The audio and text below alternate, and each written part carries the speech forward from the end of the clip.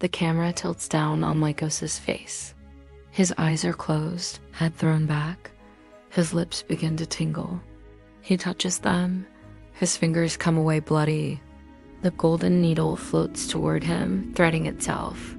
The priestesses rise, surrounding him. They step forward, their voices rising in unison. Sing, sing, sing. Their words glitch, distorted, like a malfunctioning radio. Lycos screams, but it comes out as perfect, harmonic notes. The needle pierces his lip. Blood trickles down his chin. The camera pulls back as the choir's humming resumes.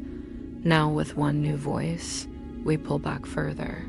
Dawn breaks over the horizon, painting the sky in hues of orange and purple. The temple is silent except for the rhythmic thump of the wooden idol's heart.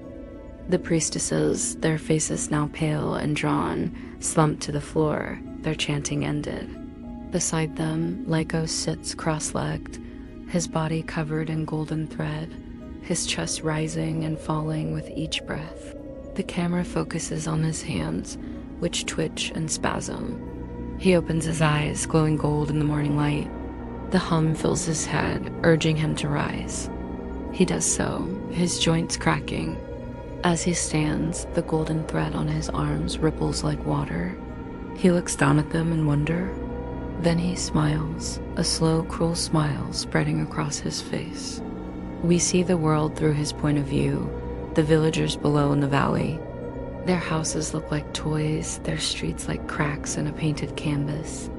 He raises his arms, feeling the power of the hum coursing through him. In his mind, he hears the voice of the Great Mother, raspy and ancient. "You have carried the song within you for so long, little one," she says. "Now let it fill you, let it consume you."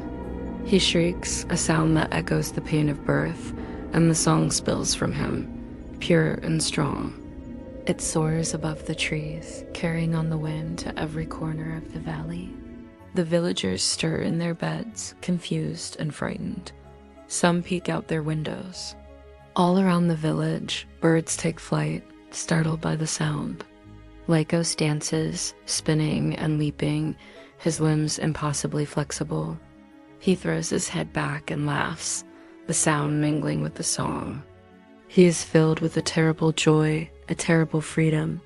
Below, in the village square, a young girl runs, her arms outstretched. She looks up at Lycos, her eyes wide with awe. She doesn't know his name, but something about him. Maybe his song, or the way the sunlight glints off his golden stitches, fills her with an instinctive adoration. She isn't the only one. Every woman who hears Lycos' song feels a stirring within them, a longing for the strength and power he seems to embody. Meanwhile, Lycos climbs higher, pulling himself up onto the temple's peak.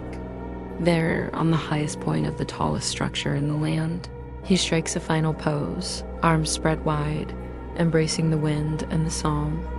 Below him, the village stirs. Women break from their homes, drawn to the intoxicating melody. They move as one, a wave of humanity crashing against the shore. Soon, the entire village is in motion. In the temple, the priestesses watch, their faces impassive. One of them, her eyes narrowed, reaches for a small silver bell, its surface dulled with age. She rings it softly, and the sound echoes through the chamber.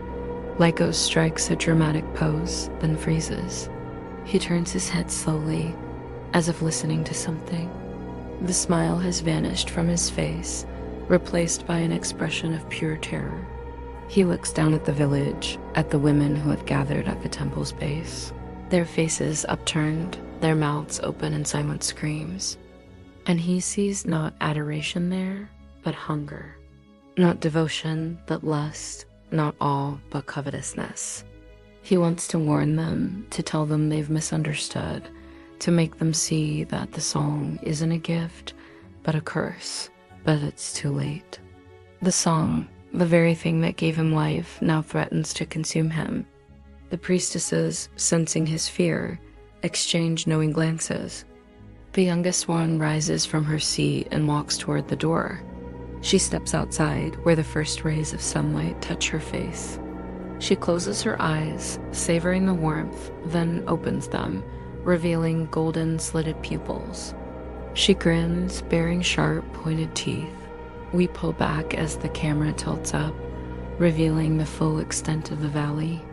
The wind carries the humming into the hills, growing ever more faint until they more than a whisper. On the screen, the text reads, "Some truth should never be silenced." Then the screen goes black. So glad you could join us today for the premiere of our new series, Lore Olympus, in which the god of the sun is murdered on the very first date with the god of the dead. Oh, what a bummer. Let's go back to the beginning. In medias res, if you will, Lycos, god of the sun, pushes open the crumbling doors to the long-abandoned sanctum of the oracle, bathed in the flickering light of his torch. Inside, rows upon rows of seated figures, draped in rotting priestess robes, their lips sewn shut with golden thread. As he approaches them, the humming grows louder. Their eyelids flutter. Are they statues? Are they mummies? No. The oracle's last choir, thought to have died centuries ago, is actually mummified but alive.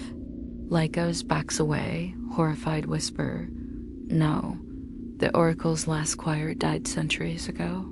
Suddenly, the humming stops. All the priestesses' heads snap toward him. One raises a skeletal hand and points at his mouth.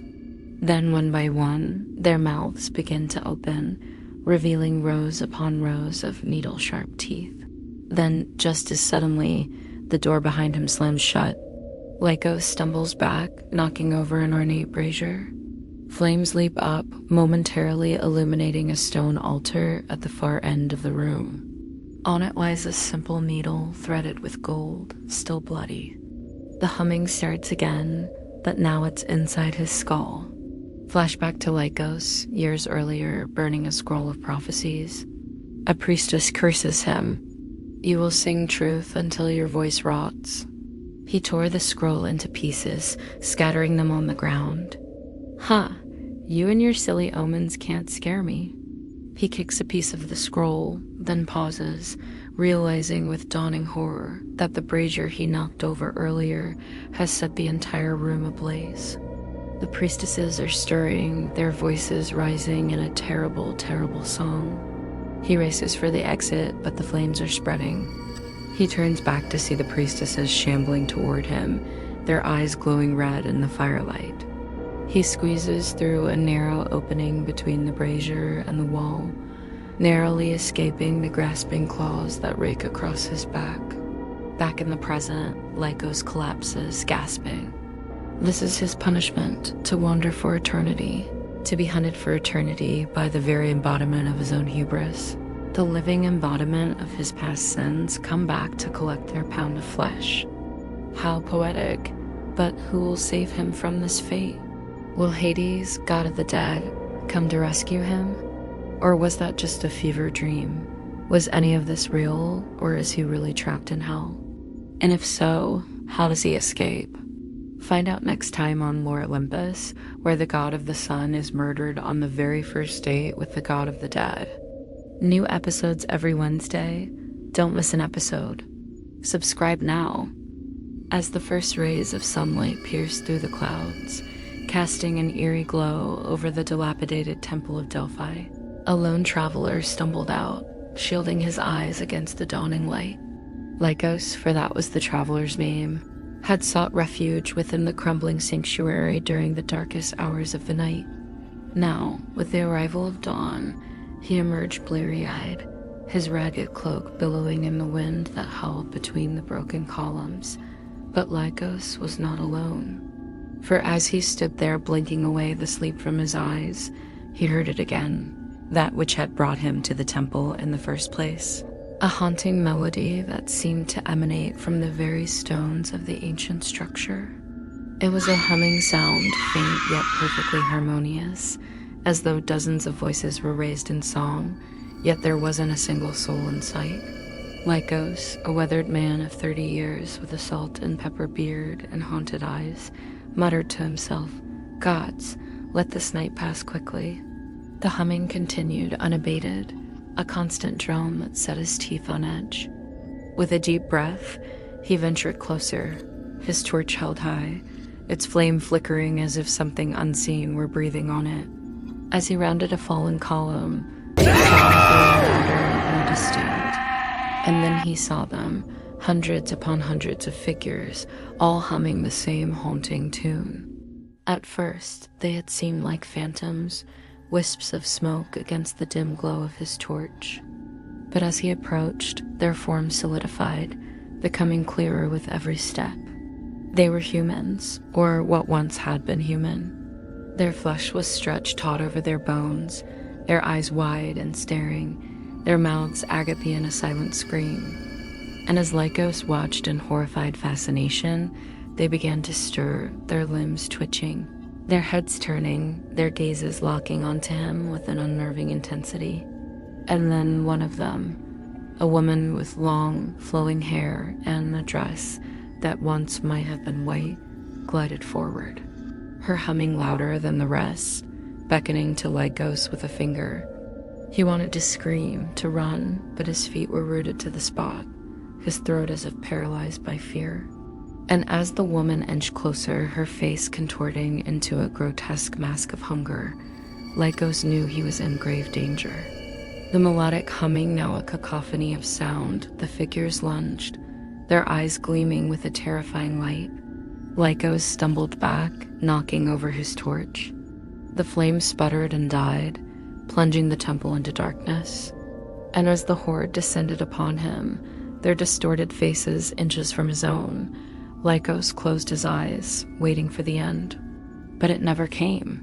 When he dared to open his eyes again, he found himself alone in the darkness, the only sound the distant echo of the haunting hum. He didn't know how long he stayed there, huddled in the corner, but eventually, as the first rays of sunlight crept through the cracks in the ceiling, he made his way out of the temple, leaving behind the eerie silence and the promise of a nightmare he would never forget. Here's a quick update on my channel. The like button now makes it bleed when you highlight it. And when you highlight subscribe, the letters crawl like insects. Also, if you comment, I might actually respond to you.